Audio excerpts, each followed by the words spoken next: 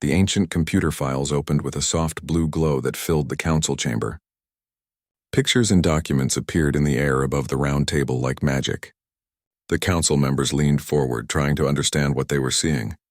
These files had been hidden for more than 200 years. The first picture showed a human man wearing a military uniform. He looked very tired, with old battle scars on his face and gray hair at his temples. His name tag said Admiral Dong-Hyun Kim, Terran Defense Force. Even though this was just a recording from long ago, his eyes looked sad and serious. "I am making this recording for people in the future," the hologram said in a voice that sounded like he had seen too much war. "The Zerian War is finally finished. The galaxy is safe now, but just barely. We lost so many worlds, so many good people. This kind of terrible war must never happen again." Another hologram appeared next to him. This was a human woman, also wearing military clothes that looked worn from many battles. "I am General Sujin Park, Terran Special Forces," she said. "What we are about to suggest will sound very strange, but we believe it is the only way to keep the galaxy peaceful." Ambassador Taemin watched with growing amazement as the story began to unfold. The humans had not disappeared after the Great War like everyone thought. Instead, they had made a secret deal with the Council, an agreement that most people had completely forgotten about. "The galaxy needs two different kinds of people," Admiral Kim continued from the old recording. "It needs builders and creators who can make new worlds, discover new science, and create beautiful art and music. But it also needs protectors who know how to fight when everything else fails and war becomes necessary. The Council species are wonderful at building and creating," added General Park with respect in her voice. "You make beautiful cities that touch the sky. You discover amazing new sciences that help everyone. You create art and music that moves people's hearts across the stars. But you are not natural warriors. War makes you sad and afraid, which is actually a good thing." "Humans are different," said Admiral Kim sadly. "War changed us in ways we cannot undo. It made us harder, more dangerous, better at destroying things. We learned to fight in ways that other species cannot understand or copy. This makes us valuable as protectors, but also dangerous to live around during peaceful times." The holographic recording showed the signing of an important document called the Terran Compact. Human leaders and council representatives signed their names on the agreement with great ceremony, as if they knew this moment would change everything. "Here is what we want to do," General Park explained from the recording. "The Council will take care of diplomacy, trade, exploration, and all the peaceful work of building galactic civilization. Humans will take responsibility for protecting everyone from threats that come from deep space or from species that choose war over peace." "We will go to sleep," said Admiral Kim in a voice that was both sad and determined.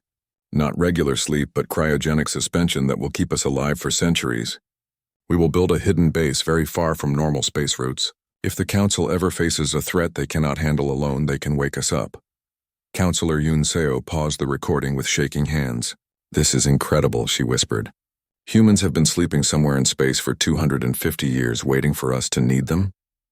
Dr. Haewon was the Council's expert on studying ancient civilizations and lost history.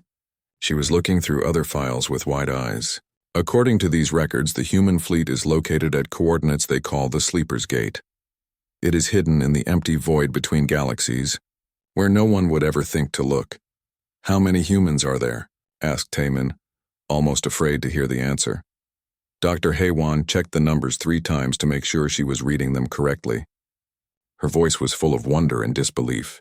"Over 2 million people in cryogenic sleep, plus a fleet of ships using technology that we do not understand at all. The technical specifications in these files are like nothing we have ever seen." While they studied the amazing files, terrible news kept coming from across the galaxy. The Vorthak had destroyed 2 more Council worlds with their giant black warships. Their fleet moved from star system to star system like a deadly disease, burning everything in their path and leaving only death behind. War Prime Gextar appeared on screens throughout Council space again. Behind him, entire cities burned with orange flames that reached toward the sky. People ran through the streets carrying their children, looking for safety that did not exist. "Your time grows very short," he said with cruel happiness in his voice. 6 days remain before we destroy your Council completely. Surrender now, and some of you may survive as our slaves. Continue to resist us, and every single one of your people will die screaming." The transmission showed Vorthak soldiers marching through the ruins of a school. Children's colorful drawings were scattered on the ground. torn and burned and stepped on. The message was clear.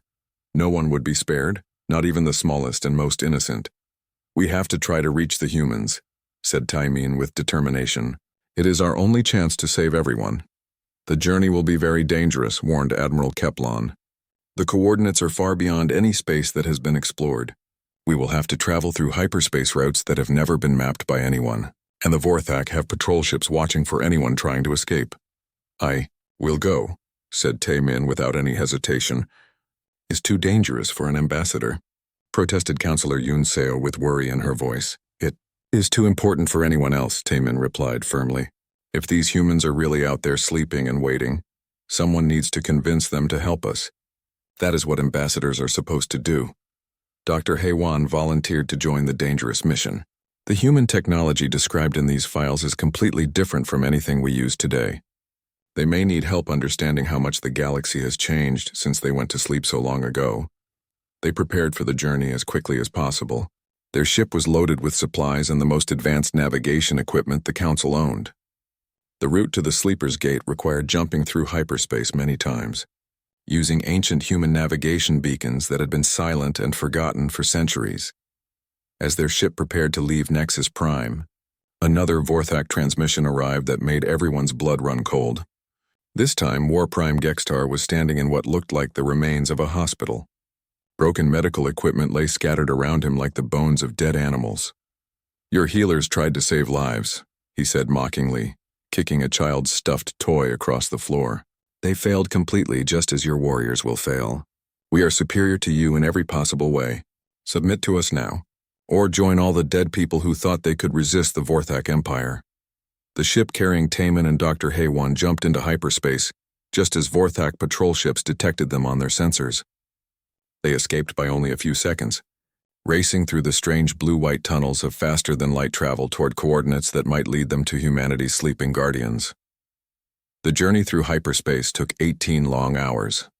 They had to stop twice to hide from Vorthak fleets. Once, they hid inside a field of asteroids while enemy ships passed so close that they could see the evil symbols painted on their black hulls. Finally, their navigation system said they were approaching the target coordinates. The ship dropped out of hyperspace into what appeared to be completely empty space, far from any star or planet or anything at all. "I do not see anything," said their pilot. Looking at the sensor readings, Dr. Heywan checked the coordinates again and again. "We are in exactly the right place. The humans said the Sleeper's Gate would be here." Taimin activated the ship's most powerful scanners and searched the darkness. For several long minutes, they detected nothing except cosmic radiation and tiny particles of space dust drifting in the void. Then, very slowly, something began to appear on their screens. "By all the ancestors," whispered Dr. Heywan in amazement. The Sleeper's Gate was enormous beyond belief. It was easily as big as a small moon, but shaped like no natural object they had ever seen or imagined. The hull was dark gray metal, covered with old scars from ancient battles. Strange symbols glowed softly along its surface in patterns that hurt to look at for too long. "It is beautiful and terrible at the same time," said Taimin quietly. As they got closer, the alien structure began to wake up. Lights came on in sequence along its massive hull. A docking bay opened slowly, showing a soft blue glow from deep inside. A voice spoke in the ancient human language, then changed to modern Council standard. "Council ship detected. Please provide authorization codes for docking permission." Dr. Heywan sent the codes they had found in the Terran protocol files. For several long seconds that felt like hours, nothing happened. Then the voice spoke again, and this time it sounded almost alive, almost happy. "Authorization confirmed. Council emergency protocols are now active. Welcome to the Sleeper's Gate. We have been waiting for you for a very long time." 3 weeks after the Battle of Nexus Prime, the entire galaxy was still trying to understand what had happened. Emergency council meetings continued day and night as reports flooded in from thousands of star systems. Species that had been secretly planning their own wars suddenly changed their minds completely and sent peace offerings instead of battle. Fleets. The surviving Vorthak were living in temporary housing facilities on Nexus Prime, while their leaders met with council diplomats every day. War Prime Gextar, who now asked people to simply call him Gextar, sat across from Admiral Jeho in a small, quiet conference room. The conversation they were having would become one of the most famous and important in all of galactic history. I have been thinking very hard about what you told me, Gextar began slowly, about choosing to be guardians and protectors instead of rulers and conquerors. I still do not completely understand why you made that choice when you could have had so much power. Admiral Jeho poured hot tea from a simple human-style pot, offering a steaming cup to his former enemy with genuine politeness. Tell me honestly, Gextar, what did you really want when you decided to attack the Council with your fleet? Power over others, new territory for my people, the right to rule over weaker species and make them obey us. And how did pursuing those goals make you feel inside? Gextar thought carefully about the question. Strong and important, like I was accomplishing something truly meaningful for my people, like I was making the galaxy a better place by bringing order through strength. But were you really accomplishing something meaningful? The former War Prime was quiet for a very long time, staring into his teacup. I thought I was at the time. But looking back now with clearer eyes, all I really did was cause terrible suffering for millions of innocent people. The worlds we conquered were not actually improved by our rule. We just took what others had built with their own hands and called it ours. Admiral Jeho nodded with understanding. That is exactly the difference between conquest and guardianship. Conquest is always about taking things away from others. Guardianship is about protecting what others create and build. But surely ruling the entire galaxy would give humans much more power and influence than sleeping alone in the void. Power to do what exactly? Admiral Jeho asked gently. If we ruled the galaxy, we would spend all our time managing boring trade disputes and settling silly arguments between different species. We would become government administrators instead of protectors and guardians. He pointed toward the large window, where they could see ships from dozens of different species peacefully docking at Nexus Prime. Look carefully at what the galaxy has built while we were sleeping. Art that moves people's souls to tears. Science that unlocks the deepest secrets of the universe. Stories and songs that inspire hope in young people across 1,000 different worlds. If we had conquered everyone centuries ago, none of that beautiful diversity would exist today. There would only be human culture, human science, human stories everywhere. The galaxy would be much smaller, much less interesting, much less alive and wonderful. Gextar sipped his tea thoughtfully. So you chose to give up direct power in order to preserve the diversity and creativity of other species? We chose to give up control over others in order to gain something much more valuable, the knowledge that we are part of something beautiful and growing instead of being the rulers of something empty and boring. Their conversation was interrupted by Ambassador Taemin entering with a datapad full of daily reports. Admiral, the integration process is going much better than anyone expected. Most of the surviving Vorthak military units have actually requested assignment to exploration missions rather than returning immediately to their home worlds. They want to become explorers? Asked Admiral Jeho with genuine surprise. It seems that many of them originally became soldiers because they wanted to see new places and accomplish great things. When you showed them that exploration could be more challenging and rewarding than conquest, they became very interested in trying it. Gextar nodded with understanding. My people are natural warriors by birth and training, but we had completely forgotten that there are many different ways to be warriors. Protecting explorers and researchers requires just as much courage and skill as attacking enemies does. Over the following months, the galaxy slowly settled into a new and more peaceful pattern. Most of the human fleet returned to cryogenic sleep in the Sleeper's Gate, but Admiral Jeho and a small group of officers remained awake to help oversee the transition period. Captain Doyan's ship became a familiar and reassuring sight in Council space, a visible reminder of humanity's continued watchfulness. Dr. Yeonju established research partnerships with the brightest Council scientists, sharing carefully selected human technologies while learning about all the advances made during the long centuries of human sleep. The biomechanical warships remained a closely guarded secret, but medical applications of human biotechnology began saving thousands of lives across the galaxy. Dr. Haiwan became the official historian of the Terran Protocol, working hard to document the true story of humanity's long sleep for future generations, who might forget again. Her research revealed that similar protective arrangements had been made after other ancient conflicts. The galaxy had apparently forgotten many of its own safety measures over the centuries. The integration of the Vorthak, Survivors proved to be remarkably successful. Their natural military discipline and physical strength made them excellent explorers and defenders of remote research stations in dangerous parts of space. Gextar himself became a valued council military advisor, helping design new defensive strategies based on the hard lessons learned from the terrible Xerion War so long ago.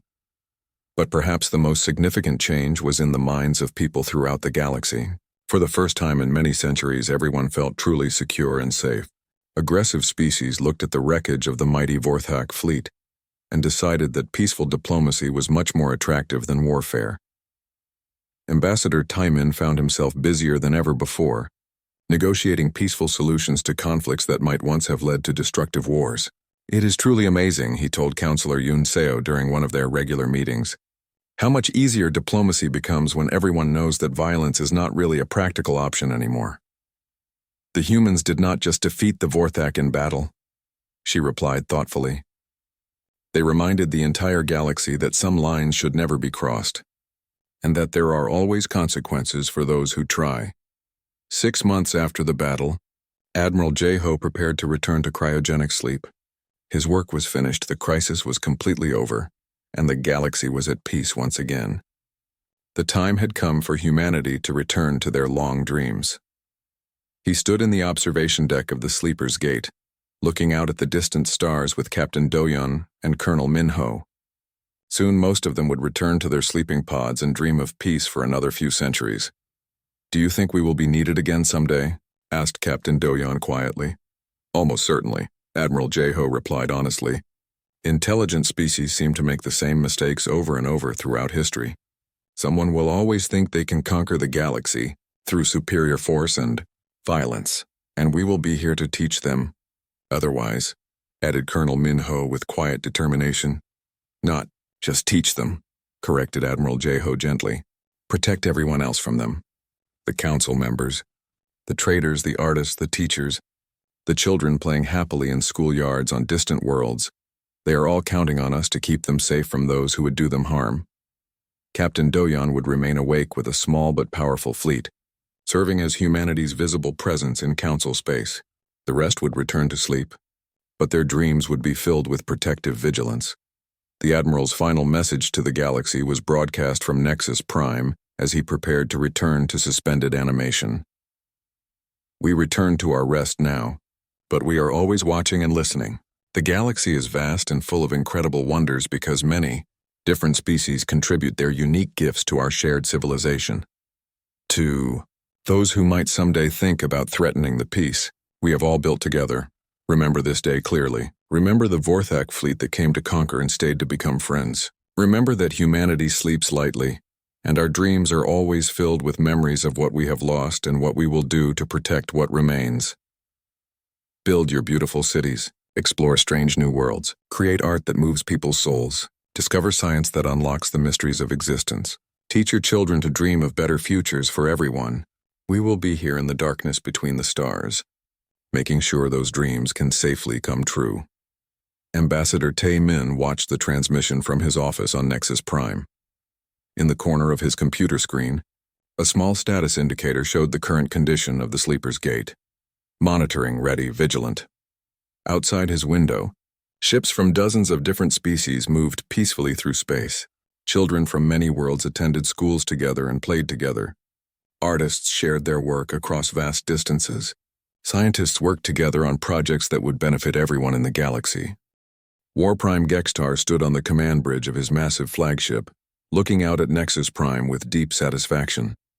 The Council space station hung in the darkness before him like a metal fruit ready to be picked and eaten. His 400 black warships surrounded it in a perfect battle formation that no enemy could escape from. "Begin the galaxy-wide broadcast," he ordered his communication officers. "I want every single world in known space to watch the Council die. Let them all see what happens when they refuse to bow before Vorthak power." The transmission went live across thousands of star systems. Billions of different beings watched their screens as Vorthak weapons powered up with red energy, preparing to destroy the heart of galactic civilization forever. "People of the galaxy," Gextar announced with cruel pride in his voice, "your weak council has chosen death over intelligent submission. Learn from their terrible mistake.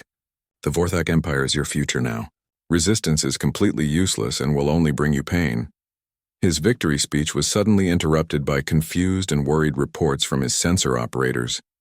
War Prime, 3 of our heavy cruiser ships have completely disappeared from our long-range sensors. Disappeared in what way? Gextar demanded angrily. Unknown, sir. They were showing on our screens one moment, then gone the next moment. No explosion, no debris floating in space, no distress signals. Just empty space where 3 ships used to be.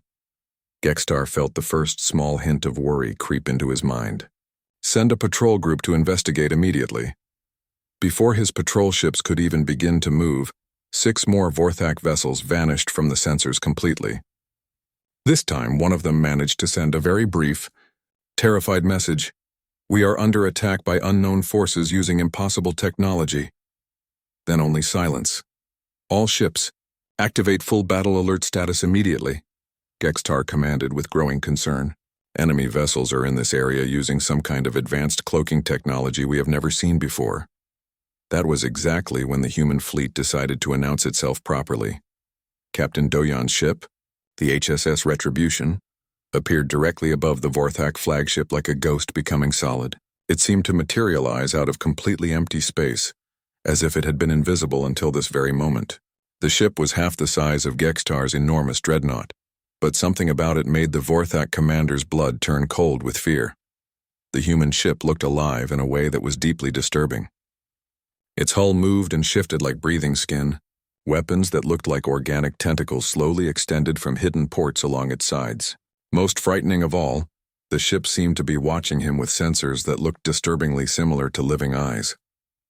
This is Captain Doyan of the Terran Defense Force, came a calm, quiet voice over the communication system. War Prime Gextar, you are in serious violation of the Galactic Peace Accord. Surrender your fleet immediately, or face the consequences of your actions. Gextar laughed loudly, though even he could hear that it sounded forced and nervous. 1 small ship against my entire fleet of 400? You humans have been sleeping for too long. You have forgotten completely how real war actually works. No, Captain Doyan replied in a voice that was quieter, but somehow much more frightening. You have forgotten who taught this galaxy. What war really means. The HSS Retribution fired a single shot at the Vorthak flagship. The beam of energy that struck Gextar's ship was unlike anything he had ever seen in decades of warfare. It did not simply punch through his defensive shields like a normal weapon would do. Instead, it tore them apart at the molecular level, dissolving the energy barriers like mist disappearing in bright sunlight. The shields that had protected his ship from Council weapons for many months simply ceased to exist. That is completely impossible, whispered his chief engineer with terror in his voice.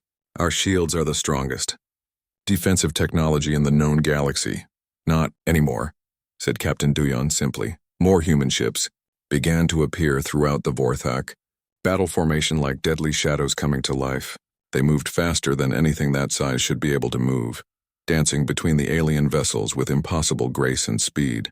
Wherever they struck, Vorthak ships died quickly and quietly.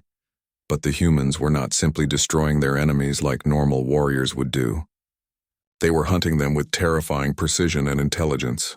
Gextar watched in growing horror as human soldiers somehow appeared inside his ships, moving through the corridors like ghosts that could walk through walls. They did not kill the crews immediately. Instead, they captured the officers and forced them to watch helplessly as their mighty fleets were dismantled piece by piece. How are they getting inside our ships? Demanded Gextar desperately.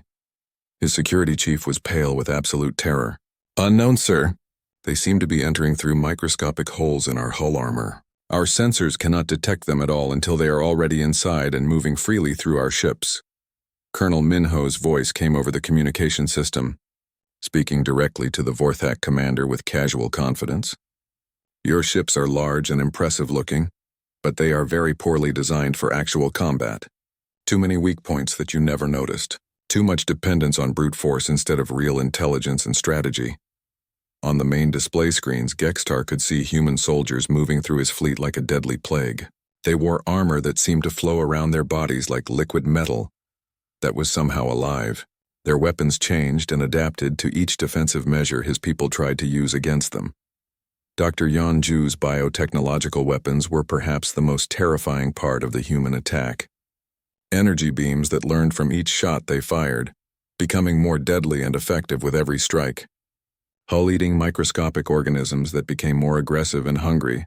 With each ship they consumed completely, the Vorthak discovered with growing fear that human warfare was not about overpowering the enemy with superior numbers, and it was about making them completely obsolete and helpless. War Prime, his tactical officer reported, with a badly shaking voice. We have lost 60 ships in the last hour alone. Our weapons cannot even scratch their hull armor. Our strongest shields cannot stop their attacks for even a few seconds. How is any of this possible? Gextar demanded in desperation. They only have 40 ships total. We still outnumber them 10-1. Numbers have to count for something. Admiral J-Ho's voice answered him from across the darkness of space, calm and patient like a teacher explaining something to a slow student. Numbers mean absolutely nothing when you do not understand what you are really fighting against. You see ships and weapons and think you understand war. We see a puzzle that needs to be solved efficiently. The Admiral's words proved to be completely true. Every single tactic the Vorthak tried was analyzed and countered within minutes. Their weapons were studied and then neutralized completely. Their battle formations were broken apart by attacks coming from angles that should have been impossible. Their communications were jammed, then replaced by polite human voices giving detailed surrender instructions.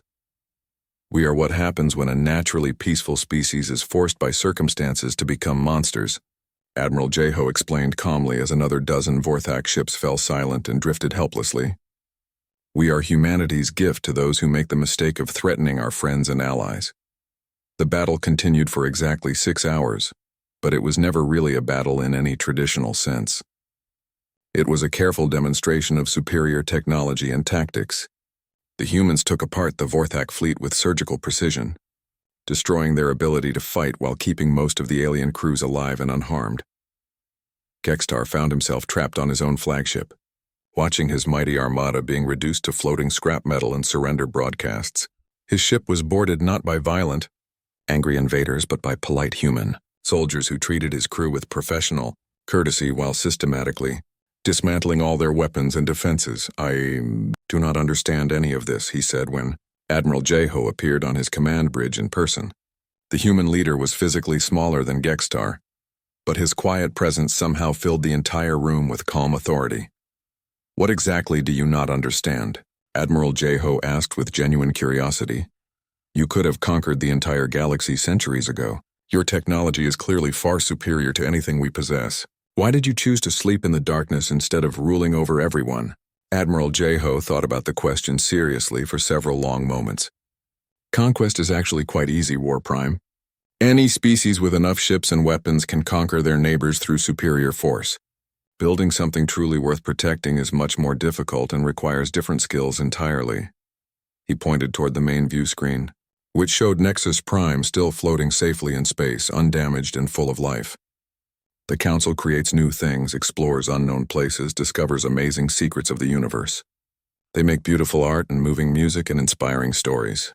They heal sick people and teach young ones and build cities that reach toward the stars. They create instead of simply destroying. And what do humans do? The space station Nexus Prime floated in the darkness between two bright stars. It was huge, like a metal city hanging in space. Inside its great halls, 12 different alien species sat around a large round table.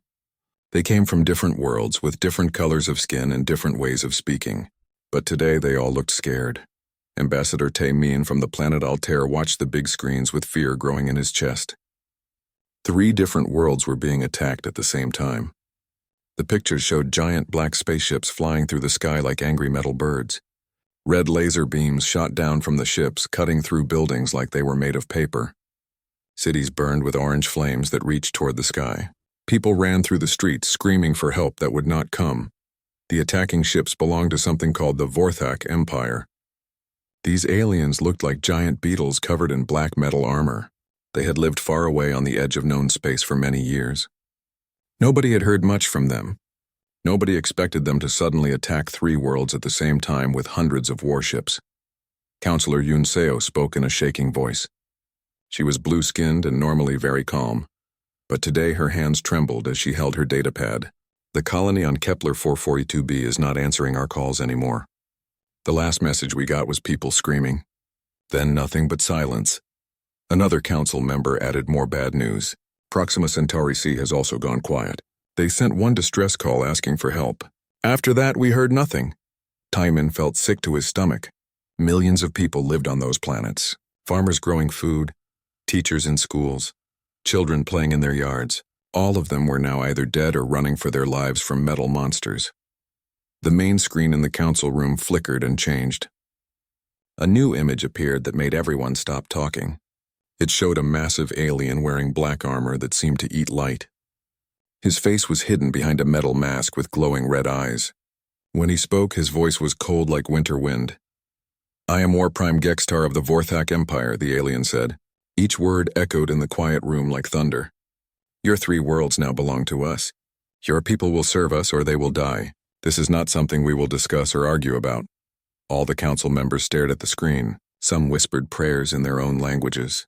Others just sat frozen with terror. A few covered their faces with their hands. "You have 7 of your days," Gextar continued. His voice never got louder, but somehow it became more frightening. "Submit to Vorthak rule completely, or watch all your worlds burn to ash. Your fleets cannot stop us. Your weapons are like children's toys compared to ours. Choose carefully because we will not ask again." The transmission ended. The screen went dark. For several long seconds, nobody in the chamber made any sound at all. Then everyone started talking at once. Voices rose in panic and fear. Some council members wanted to fight back with everything they had. Others wanted to surrender immediately to save lives.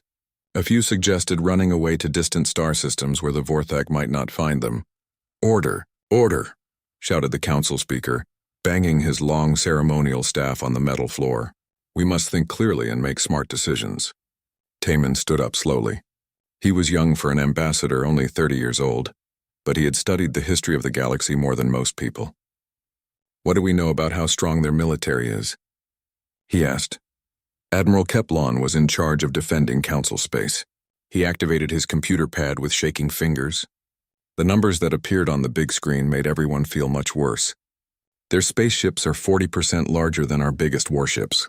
Our energy shields cannot stop their weapons at all, based on what we saw in the attacks today. They have at least 400 combat ships in their main fleet." "How many ships do we have to fight them?" asked Counselor Yunseo. Admiral Keplon checked his data twice to make sure he was reading it correctly. "All council species combined have maybe 200 ships that can fight in space battles. And most of those are small patrol vessels, not big warships built for major fighting."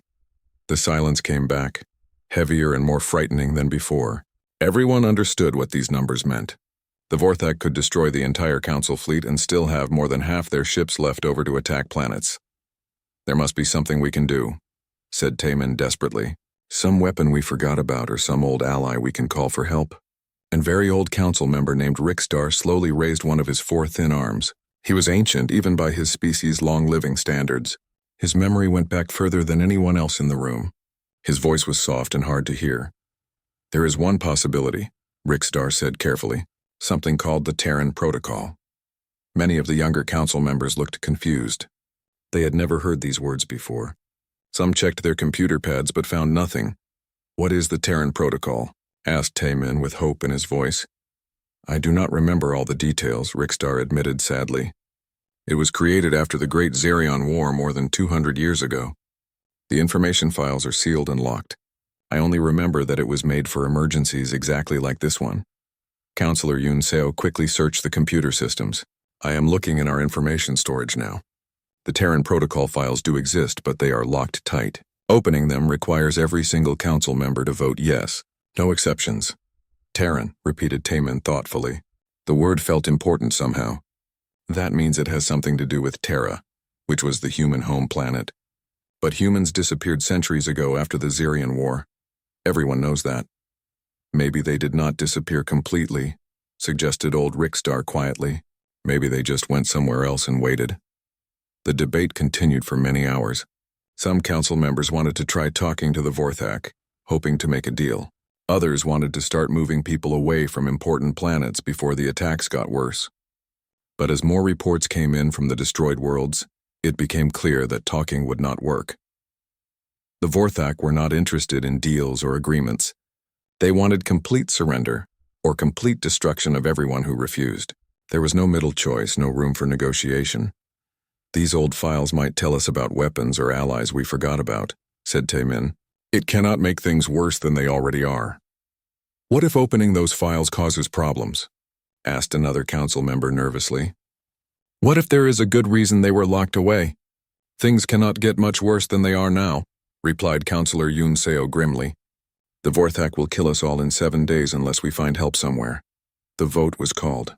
One by one, each council member made their choice. Some voted yes right away. Others waited and worried about what might happen. But fear of the Vorthak was stronger than fear of the unknown. The final vote was unanimous. All 12 species agreed. The Terran protocol files would be opened for the first time in over 2 centuries. As the ancient locks on the computer files began to click open, space sensors detected new movement at the edge of Council territory. The Vorthak fleet was gathering like a storm cloud. Hundreds of dark ships preparing to bring death to millions more innocent people.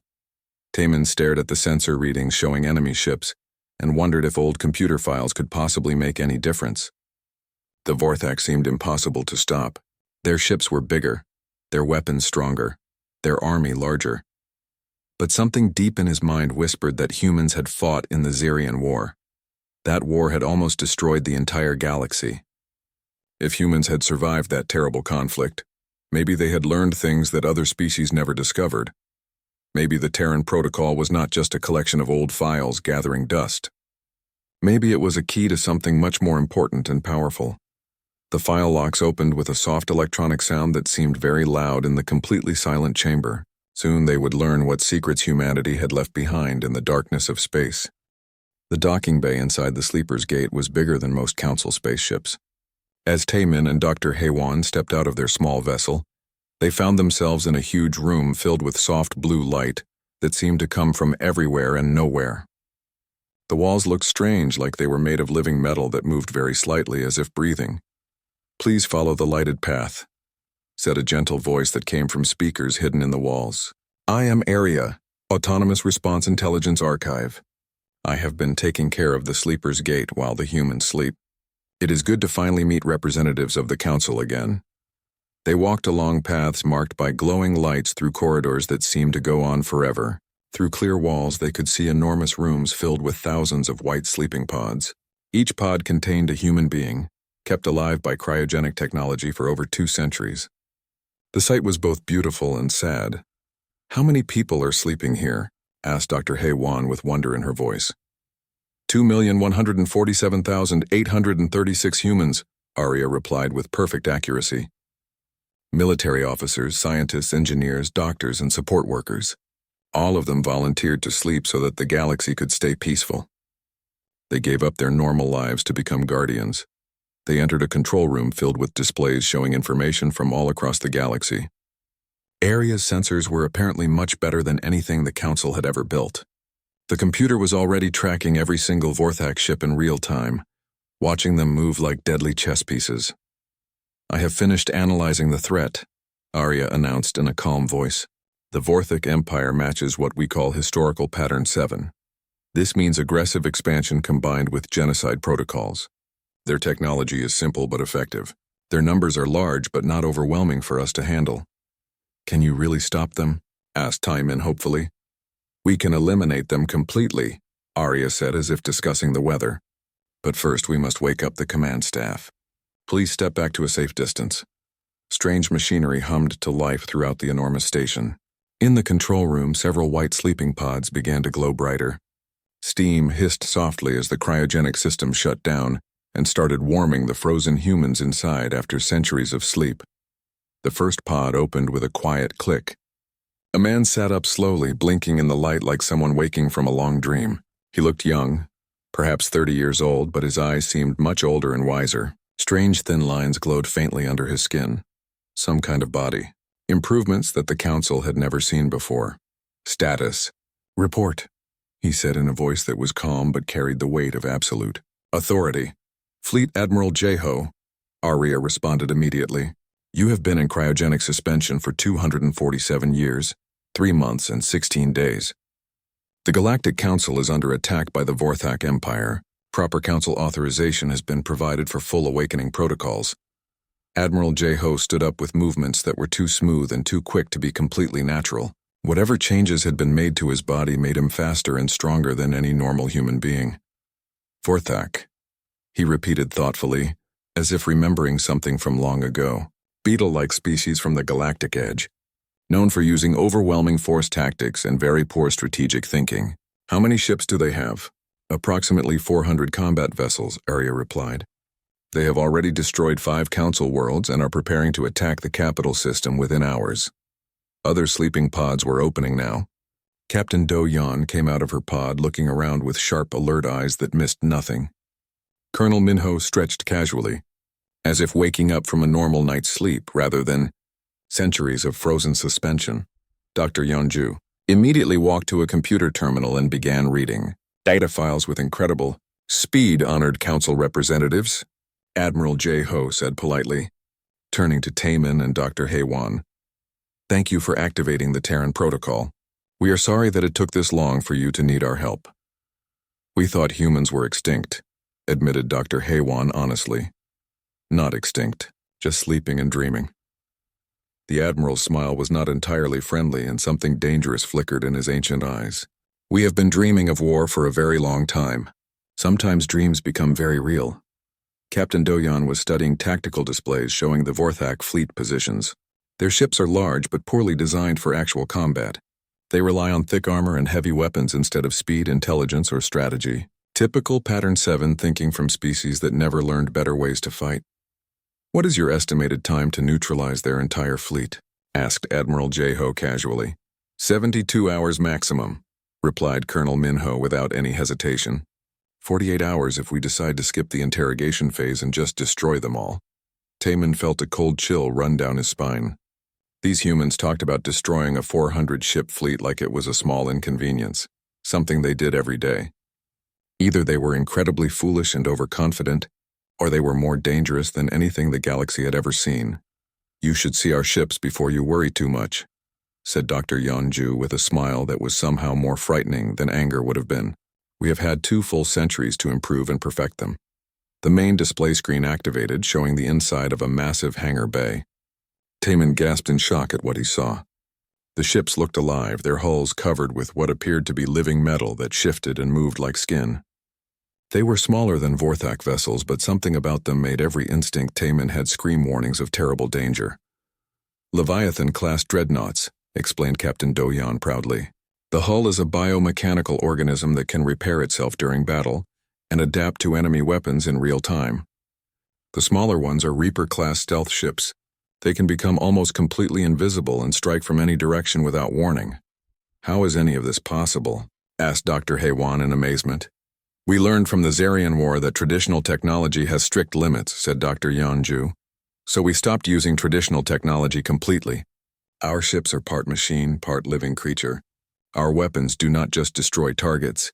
They learn from every shot and adapt to become more effective. Admiral J-Ho walked to a communication system and pressed several buttons. Attention all crew members, this is Admiral J-Ho. We are awake. The galaxy needs us once again. Begin immediate revival sequence for all military personnel. Prepare the entire fleet for combat deployment. Throughout the massive station, thousands of white pods began to glow as sleeping humans started to wake up after centuries of dreams. The corridors filled with the sound of footsteps as people who had been asleep, for longer than most civilizations had existed, began to move with practiced military efficiency. Vorthak fleet is gathering near the council. Capital system, Arya reported. They plan to destroy Nexus Prime Station in approximately 18 hours to demonstrate their power to the entire galaxy. 18 hours gives us plenty of time, said Colonel Minho calmly. He was checking weapons that looked completely different from anything Council military forces used. Do we want to take prisoners this time or just send a message? A few prisoners would be useful, replied Admiral J-Ho after thinking for a moment. We need to understand how they found the courage to attack Council space. Someone may have been giving them very bad information about our current status. Captain Do-Yan was already putting on combat armor that seemed to flow around her body like liquid metal. What is our current fleet status, Arya? All ships are fully operational, Arya announced. Biosystems have been maintained at optimal levels throughout the sleep period. All weapons are fully charged and ready for immediate combat deployment. Taman watched in complete amazement as the humans prepared for war with calm, professional efficiency. There was no panic, no fear, no desperate rushing around like he had seen in the council chambers. They moved like people who had done this exact same thing many times before and knew exactly what to do. "Will you be able to save the council worlds?" he asked, still hardly daring to believe it was possible. Admiral Jeho looked at him with those ancient, tired eyes that had seen too much war. "Ambassador Taman, we appreciate your concern for your people, but you are asking the wrong question entirely. What question should I be asking? You should be asking whether we will leave any Vorthak ships intact enough to retreat with news of what happened here today." The Admiral's smile was as cold as the empty space between stars. The answer to that question is absolutely not. Long-range sensors suddenly detected movement in the Council capital system. War Prime Gextar was positioning his massive fleet around Nexus Prime, preparing to demonstrate Vorthak power by destroying the Council chambers for the entire galaxy to watch and fear. The Vorthak commander sent his final threatening message on all communication frequencies. "People of the galaxy, your council has failed to protect you as they promised. Tomorrow they die in flames. Your worlds will serve the Vorthak Empire, or they will burn to ash. There are no other choices.